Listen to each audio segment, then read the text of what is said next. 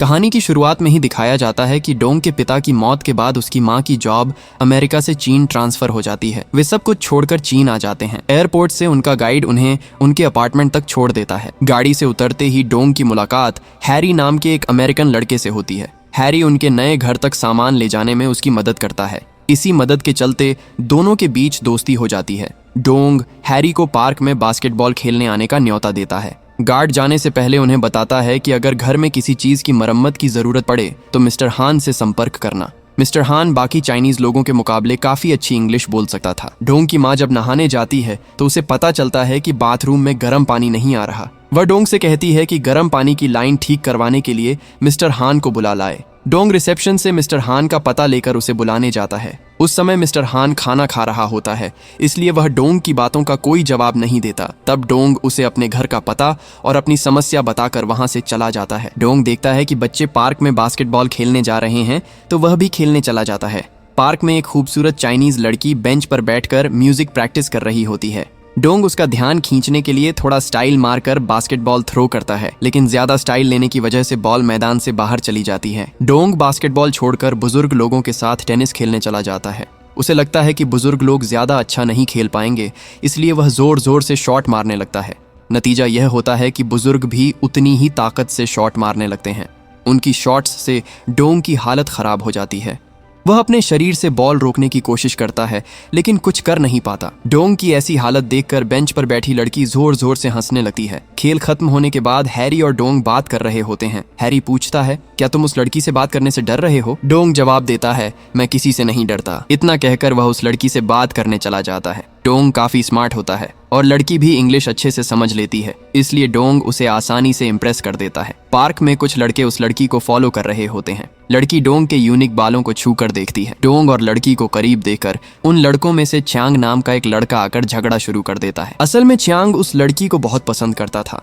वह किसी भी हालत में यह बर्दाश्त नहीं कर सकता था कि डोंग जैसा एक आउटसाइडर उसके पसंदीदा इंसान के साथ रहे। आखिरकार च्यांग डोंग को बुरी तरह घायल कर देता है। किसी तरह लड़की च्यांग के हाथों से डोंग को बचा लेती है। अगले दिन सुबह डोंग अपने कटे हुए जख्म पर माँ का मेकअप लगाकर स्कूल आता है। टिफिन टाइम में वह चॉपस्टिक से खाना उठाने की कोशिश करता है, लेकिन ठीक से उठा नहीं पाता। तभी वही लड़की उसके प्लेट में खाना परोस देती है। लड़की उसे बताती है, मेरा नाम मेई है। कल जो हुआ उसके लिए मुझे दिल से बहुत अफसोस है। इसके बाद दोनों साथ बैठकर खाना खत्म करते हैं। शाम को डोंग टीवी के सामने बैठकर कुंग फू प्रैक्टिस कर रहा होता है। उसी समय मिस्टर हान उनके घर पानी की लाइन ठीक करने आ जाते हैं। थोड़ी देर में उसकी माँ शैरी भी घर आ जाती है। डोंग की आदत थी कि वह अपनी जैकेट इधर उधर फेंक देता था। आज भी उसकी जैकेट फर्श पर पड़ी देखकर शैरी गुस्से में उसे डांटने लगती है। ये सब मिस्टर हान देख रहे होते हैं। डोंग मिस्टर हान को इग्नोर करता है और फिर से अपनी प्रैक्टिस शुरू कर देता है। अगले दिन स्कूल में डोंग अचानक च्यांग के ग्रुप के सामने पड़ जाता है। वह उन्हें इग्नोर करके एक कमरे में छिप जाता है। उसी कमरे में मेई वायलिन बजाना सीख रही होती है। टीचर जब मोबाइल पर बात करने के लिए बगल के कमरे में चली जाती है तो डोंग मौका देखकर मेई के पास चला जाता है। मेई बताती है कि वह म्यूजिक में एडमिशन लेने के लिए वायलिन सीख रही है। तभी टीचर वापस आ जाती है और डोंग वहां से बाहर चला जाता है। बाहर निकलते ही डोंग फिर से च्यांग के ग्रुप से टकरा जाता है। च्यांग उसे वार्निंग देते हुए कहता है, तुम मेई से जितना दूर रहोगे उतना ही तुम्हारे लिए अच्छा होगा। च्यांग की बातों से डोंग का मन बहुत खराब हो जाता है और वह चुपचाप खड़ा रह जाता है। अगले दिन डोंग अपनी माँ के साथ मार्केट घूमने जाता है। अचानक उसे कुछ आवाजें सुनाई देती हैं। ध्यान से देखने पर पता चलता है कि एक कुंग फू एकेडमी में बच्चे प्रैक्टिस कर रहे हैं। कुंग फू देखकर डोंग बहुत खुश हो जाता है। वह अंदर जाकर देखता है कि कई बच्चे बहुत हाई लेवल की ट्रेनिंग ले रहे हैं, लेकिन उन्हीं में च्यांग भी होता है। च्यांग को देखते ही डोंग का सारा जोश खत्म हो जाता है और वह अपनी माँ के साथ वहां से जाना चाहता है। माँ जब अचानक जाने की वजह पूछती है तो डोंग रोते हुए कहता है, मुझे चाइना बिल्कुल पसंद नहीं है। मैं वापस अमेरिका जाना चाहता हूँ। लेकिन उनकी हालत ऐसी होती है कि वे किसी भी तरह अमेरिका लौटकर नई जिंदगी शुरू नहीं कर सकते। अगले दिन डोंग स्कूल ट्रिप पर फॉरबिडन सिटी घूमने जाता है। वहाँ मेई उससे बात करने आती है, लेकिन डोंग च्यांग के ग्रुप को देखकर वहाँ से हट जाता है। फॉरबिडन सिटी से लौटते वक्त बस में बैठा हुआ च्यांग फिर से डोंग को परेशान करने लगता है, लेकिन जैसे ही उसे उनकी टीचर मिसेस पंकज दिख जाती हैं, वह संभल जाता है। बस रुकने पर डोंग च्यांग के ग्रुप से बचने के लिए छिपते छिपते घर की तरफ जाने लगता है। रास्ते के किनारे गंदे पानी से भरी बाल्टी देखकर डोंग के अंदर बदले की आग फिर से भड़क उठती है। वह सब पर गंदा पानी छिड़क देता है और वहां से भाग जाता है, लेकिन डोंग ज्यादा दूर तक भाग नहीं पाता। च्यांग के लड़के उसे पकड़ लेते हैं। च्यांग डोंग के सीने पर जोरदार किक मारता है, जिससे वह बुरी तरह जख्मी हो जाता है। च्यांग जब दोबारा मारने ही वाला होता है तभी मिस्टर हान आकर उसे रोक देते हैं। च्यांग के लड़के उस दुबले पतले मिस्टर हान पर भी हमला कर देते हैं, लेकिन मिस्टर हान एक कुंग फू एक्सपर्ट होता है, इसलिए बच्चे उसके सामने टिक नहीं पाते। इसके बाद मिस्टर हान डोंग को अपने कमरे में ले जाकर पुराने अग्नि उपचार एंशिएंट फायर थेरेपी से उसका इलाज करता है। बाद में डोंग को पता चलता है कि मिस्टर हान ने यह कुंग फू अपने पिता से सीखा था। डोंग जब उनसे कुंग फू सीखने की इच्छा जाहिर करता है तो मिस्टर हान मना कर देते हैं। उनका कहना होता है कि कुंग फू सिर्फ शांति और अनुशासन बनाए रखने के लिए होता है, किसी से लड़ने के लिए नहीं। वह यह भी कहते हैं कि जो बच्चे कुंग फू सीख कर लड़ाई करते हैं असल में उनकी गलती नहीं होती बल्कि उनके टीचर की होती है। टीचर जैसे ट्रेनिंग देगा स्टूडेंट्स वैसे ही बनेंगे। तब डोंग कहता है, अगर सारी गलती टीचर की है तो आप उसी टीचर के पास जाकर हमारी समस्या सॉल्व कर दीजिए।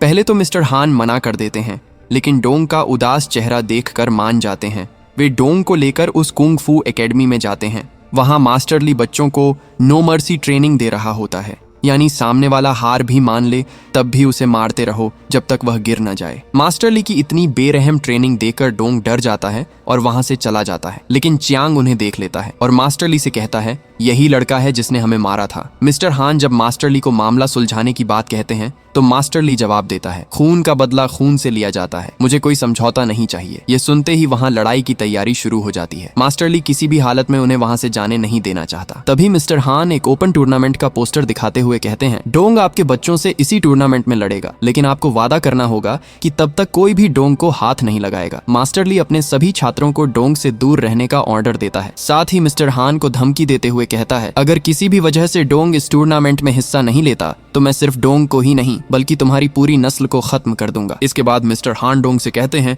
कि वही उसे ट्रेनिंग देंगे। ये सुनकर डोंग बहुत खुश हो जाता है। अगले दिन डोंग मिस्टर हान के घर जाता है। मिस्टर हान उसे अपनी जैकेट उतार कर हैंगर पर रखने को कहते हैं, फिर पहनने को कहते हैं, फिर दोबारा हैंगर पर रखने को कहते हैं। कई दिनों तक वे डोंग से बस यही काम करवाते रहते हैं। कुंग फू सिखाने के बजाय सिर्फ जैकेट उतरवाना पहनवाना देखकर डोंग को बहुत गुस्सा आता है। उसे लगता है कि मिस्टर हान उसकी जैकेट इधर उधर फेंकने की आदत छुड़ाने के लिए ऐसा कर रहे हैं, इसलिए वह कुछ नहीं कहता। एक दिन स्कूल में डोंग की मुलाकात मेई से होती है। मेई उसे वैलेंटाइन डे के फंक्शन में इनवाइट करती है। अगले दिन डोंग अपनी माँ शैरी और मिस्टर हान को साथ लेकर वैलेंटाइन डे के फंक्शन में जाता है।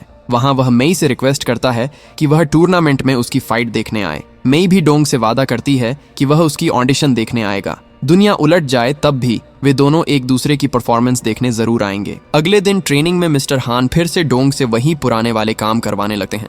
इससे गुस्से में आकर डोंग वहां से जाने लगता है। तभी मिस्टर हान सारी सच्चाई बता देते हैं। असल में जैकेट उतारने और टांगने के जरिए वह डोंग को बेसिक ट्रेनिंग दे रहे थे। इसके बाद मिस्टर हान डोंग को असली कुंग फू सिखाना शुरू करते हैं। डोंग बहुत जल्दी कुंग फू की मूव्स सीख लेता है। उसकी परफॉर्मेंस देखकर मिस्टर हान बहुत खुश हो जाते हैं। डोंग को और एडवांस ट्रेनिंग देने के लिए मिस्टर हान उसे ड्रैगन माउंटेन लेकर जाते हैं। पहाड़ पर चढ़ते वक्त डोंग कई साधुओं को आध्यात्मिक कुंग फू की प्रैक्टिस करते हुए देखता है।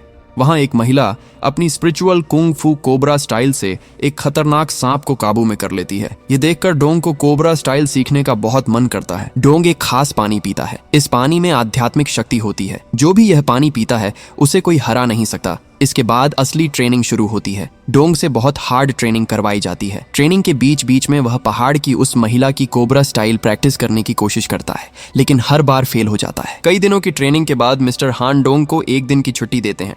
छुट्टी पाकर डोंग मेई से मिलने चला जाता है। मेई के ऑडिशन में अभी एक दिन बाकी होता है, इसलिए वे प्रैक्टिस छोड़कर घूमने चले जाते हैं। दोनों पूरा दिन खूब एंजॉय करते हैं। अचानक मेई के पापा का फोन आता है कि ऑडिशन की डेट बदल गई है और सिर्फ 20 मिनट बाद ऑडिशन शुरू हो जाएगा। मेई के पापा उसे लेने आ जाते हैं और मेई उनके साथ ऑडिटोरियम चली जाती है। डोंग को याद आता है कि उसने वादा किया था कि वह किसी भी हालत में उसकी परफॉर्मेंस देखने आएगा, इसलिए वह ऑडिटोरियम की तरफ दौड़ पड़ता है। मेई देर से पहुंचकर भी अपनी परफॉर्मेंस शुरू कर देती है।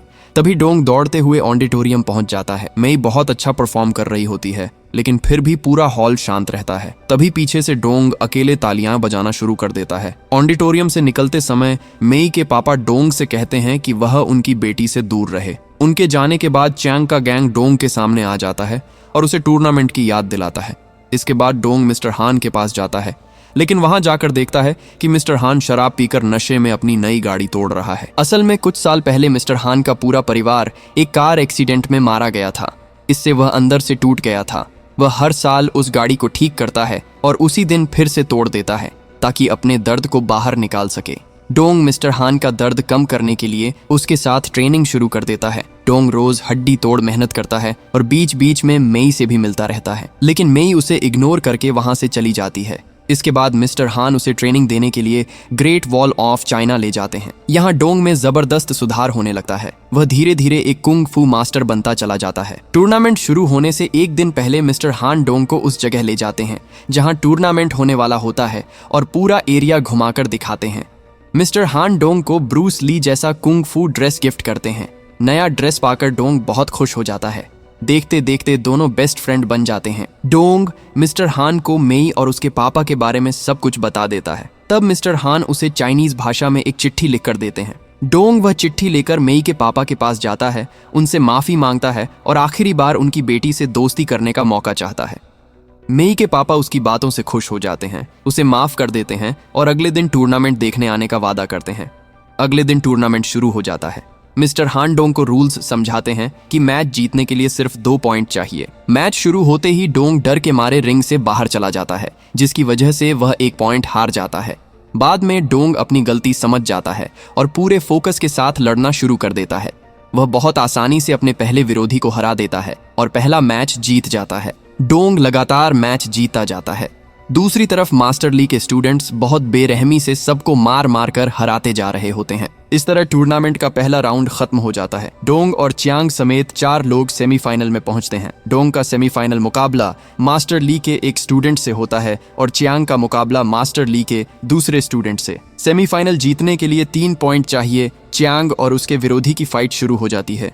यह देखकर डोंग थोड़ा घबरा जाता है, लेकिन मिस्टर हान की बातों से उसे फिर हिम्मत मिलती है। इसके बाद डोंग और उसके विरोधी की फाइट शुरू होती है। तभी मास्टर ली इशारे से अपने स्टूडेंट को कहता है कि डोंग को बुरी तरह घायल कर दो ताकि वह मैच से बाहर हो जाए और चियांग बिना लड़े फाइनल में पहुंच जाए। डोंग बुरी तरह घायल हो जाता है और उसे हॉस्पिटल ले जाया जाता है। डॉक्टर उसे पूरा रेस्ट करने को कहते हैं। उधर माइक पर अनाउंसमेंट होती है कि अगर डोंग 2 मिनट के अंदर वापस नहीं आया तो चियांग को फाइनलिस्ट घोषित कर दिया जाएगा। डोंग पूछता है, अगर मेरा पैर नहीं टूटा होता तो क्या मैं फाइनल जीत सकता था? मिस्टर हान कहते हैं, हाँ, तुम्हारे पास जीतने का पूरा मौका था। यह सुनकर डोंग मिस्टर हान से कहता है कि प्राचीन अग्नि पद्धति से उसे ठीक कर दें। मिस्टर हान समझाते हैं कि उसने बहुत अच्छा खेला है, उसे आगे खेलने की जरूरत नहीं है। टूर्नामेंट हारने से उसकी जिंदगी खत्म नहीं हो जाएगी। लेकिन डोंग कहता है, मेरे अंदर अभी भी डर है। इस डर को खत्म करने के लिए मुझे चियांग से फाइट करनी ही होगी।